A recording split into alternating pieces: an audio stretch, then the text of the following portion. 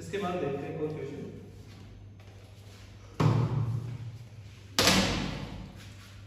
Question है the length of latest vector of parabola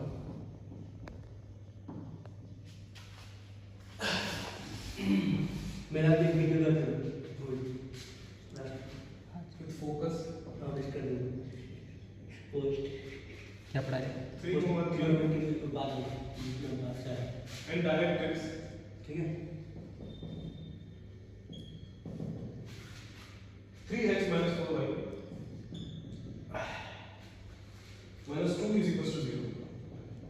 अच्छा, तो हमें क्या दिख रहा है इस क्वेश्चन के अंदर कि जो हमारा डायरेक्ट्रिक्स है वो ये प्लेन पे नहीं पे कुछ, तो ये कुछ स्टैंडर्ड चीज नहीं दिखाई दे रही है आपको, जो भी दिखाई दे रही है, क्योंकि देखो आपकी जो हम स्टैंडर्ड कब तक देख रहे थे, या फिर स्टैंडर्ड से कंपेरेबल कब देख रहे थे जब हमारी डायरेक्ट्रिक्स ऐसी थी, लेकिन अब हमारी ऐसी नहीं है, हमारी डायरेक्ट्रिक्स कहीं तो प्लेन में कुछ ऐसी जा रही है, तो हम अब स्टैंडर्ड चीज नहीं देखेंगे, अब हमको कुछ अलग देखना पड़ेगा। ठीक है, तो हमको यहाँ से क्वेश्चन में क्या क्या दिया गया है, हमें दिख रहा है एक तो डायरेक्ट्रिक्स है हमारी, मान लीजिए ये है 3x minus 4y minus 2 is equals to 0। ठीक है, और इसका फोकस दे रखा है कहीं 3/3 पर। ठीक है, और हमें निकालना क्या है, लेटेस्ट वेक्टर। तो लेटेस्ट वेक्टर क्या होती थी कि अगर हमारा पैराबोला कुछ ऐसा खुल रहा है तो कुछ फोकस से पास होने वाली होती थी, और इसकी लेंथ हो जाती थी 4a।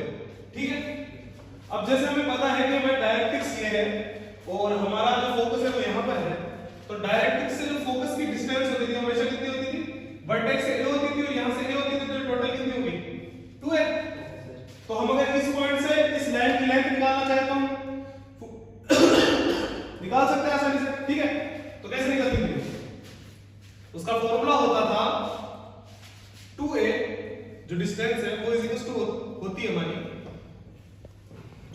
Mode of in points को इसके अंदर रख देंगे। ठीक है, तो हम क्या कर देंगे, अगर हमारे x1 को x2 पॉइंट रहते थे तो हमारे क्या हो जाता था 3x1 4y1 2 divided bye √ of a square plus b square. a क्या होता था, x का कोएफिशिएंट जो कि क्या है 9 3 का स्क्वायर, और ये हो जाएगा 16। ठीक है, अब हम x1 और x2 को इसके अंदर रख देते हैं, तो क्या था 3 और 3, तो 2a is equal to mod of 3 into 3 minus 4 into 3 minus 2 divided by 5। ठीक है, ये क्या हो जाएगा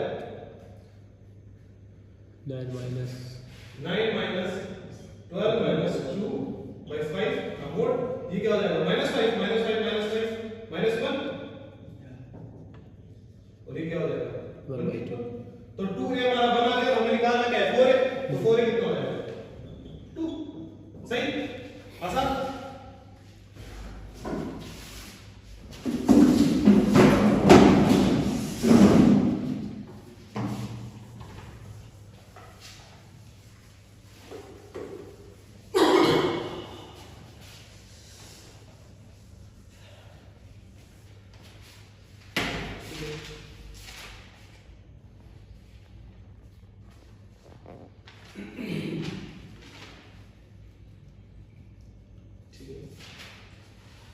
एक क्वेश्चन ले लेते हैं, एक अच्छा क्वेश्चन है।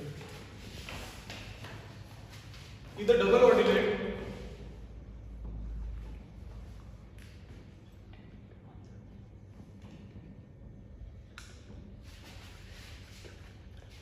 Of parabola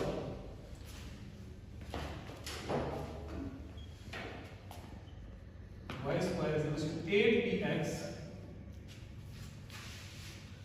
is of length 60 feet।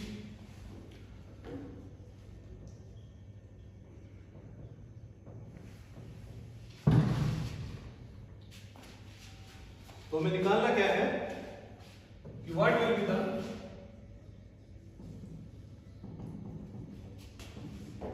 Angle standard by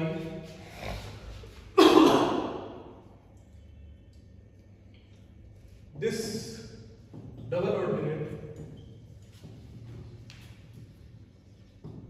on vertex। Question क्या रहा है कि मान लीजिए हमारा कोई पैराबोला है y² = 8px, तो y² = 8px मतलब वर्टेक्स में तो हमारा होगा, वर्टेक्स हमारा क्या होगा, ओरिजिन पर होगा, ठीक है। Okay sir. तो कुछ और यहाँ इस तरीके से फेस ओपन हो रहा होगा इसका, ठीक है। अगर हमारा क्या बोलते हैं y² = 8px है, तो हमारी a की वैल्यू क्या आ जाएगी, इसमें क्या आ जाएगी, 2p। तो हमारा फोकस क्या होगा, 2p, 0 पर, तो हमारा फोकस हो गया 2p, 0, ठीक है। और हमें एक डबल ऑर्डिनेट दे दी गई जिसकी लेंथ क्या है, 16p। तो मान लीजिए हमने कोई एक डबल ऑर्डिनेट ये बना दी, ठीक है, इसकी लेंथ क्या होगी, 16p। जो कि हमें पता है कि जो डबल ऑर्डिनेट होता है वो जो हमारी एक्सिस है उसके रेस्पेक्ट में इक्वली डिवाइड होता है। तो अगर ये टोटल 16p है तो ये 8p क्या हो जाएगा और ये 8p का हो जाएगा, ठीक है। अगर ये 8p है तो ये समथिंग कोमा 8p यहां पर लिख सकते हैं और यहां पर लिख सकते हैं समथिंग कोमा -8p, ठीक है। अगर हमारा -8p और 8p है तो हम इनकी वैल्यू निकाल सकते हैं इक्वेशन में रख के। तो हमारे पास इक्वेशन है y² = 8px, ठीक है। y की जगह 8p रख के देखते हैं, तो 8p का स्क्वायर = 8p × x, 8px, तो x की वैल्यू क्या आ जाएगी यहां से, 8p। और सिमिलरली जब हम -8p पुट करके देखेंगे तो भी 8p आएगी, ठीक है। तो 8p, -8p और 8p हमारे पास वैल्यूज आ गई, ठीक है जी। अब हमें निकालना क्या है, एंगल निकालना है किसके रेस्पेक्ट में, वर्टेक्स के रेस्पेक्ट में। तो मान लीजिए ये डबल ऑर्डिनेट कुछ तो ऐसा एंगल बना रही है हमारी वर्टेक्स के साथ, ठीक है। तो हमें निकालना क्या, इस एंगल को निकालना है। तो हम पहले ये एंगल देखने की कोशिश करते हैं। देखो अगर हमारी डबल ऑर्डिनेट हमने निकाला 8p, -8p, तो ये डिस्टेंस भी क्या हो जाएगी, यहां से लेकर के यहां तक की 8p हो जाएगी, क्योंकि देखो 8p, 8p, तो ये डिस्टेंस भी 8p होगी, ठीक है। तो अगर हम ये एंगल निकालने की कोशिश करते हैं तो ये डिवाइडेड बाय ये क्या आ गया, 1 आ गया, तो ये एंगल 45 हो गया। सिमिलरली ये डिवाइडेड बाय ये 45 और 45 कितना हो गया, 90 डिग्री। तो angle subtended by this double ordinate on vertex is 90 degree, ठीक है। अब इसके बाद हम एक और क्वेश्चन देख लेते हैं। ये अच्छा क्वेश्चन है, एनसीईआरटी किताब में आता है। हो सकता है कि भाई तुम्हें कुछ तो ऐसा देखने को मिल जाए question.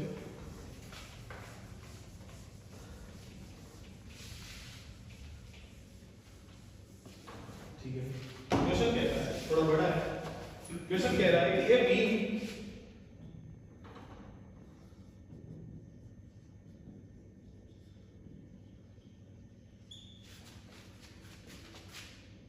is supported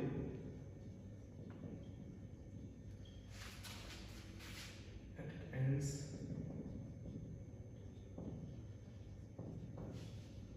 by two supporters,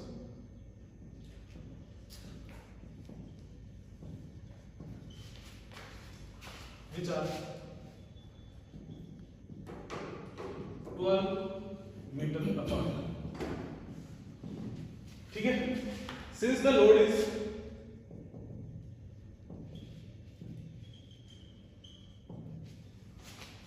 concentrated at the center of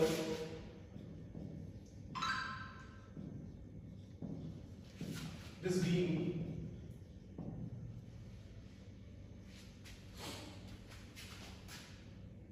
the beam deflected by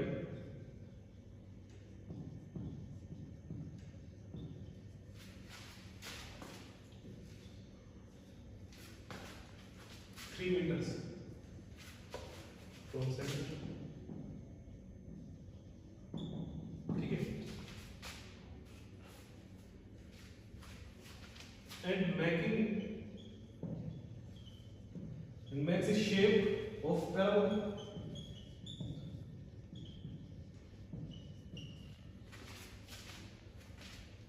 How far from the center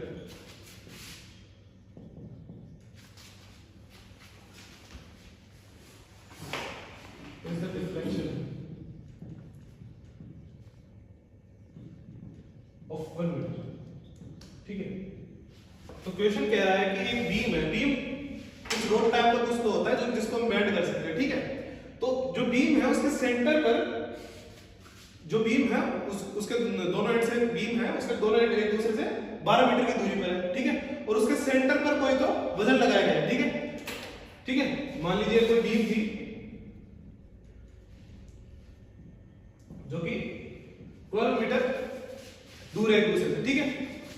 जब हम इसके सेंटर में, मान लीजिए यहां पर कोई सेंटर है और इसके सेंटर में वेट दिया गया, तो ये कहां तक 3 मीटर तक डिफ्लेक्ट हो गई। और उसने शेप कौन सी ले ली, कुछ पैराबोला जैसी शेप ले ली, ठीक है, ऐसी, ठीक है।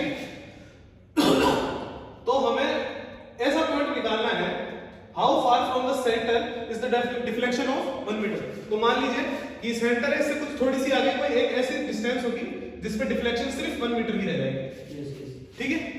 तो हमें वो पॉइंट निकालना है, मतलब ये पॉइंट निकालना है, ये पॉइंट निकालना है, ठीक है।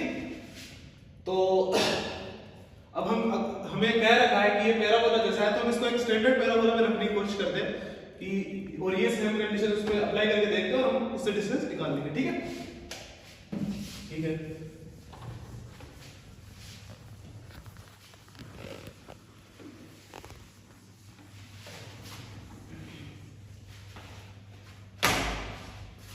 तो मान लीजिए हम इस बीम को कुछ ऐसी मान लेते हैं जो कि ऐसी, ठीक है। इस पैराबोला की इक्वेशन मान लीजिए x² 4ay है, ठीक है।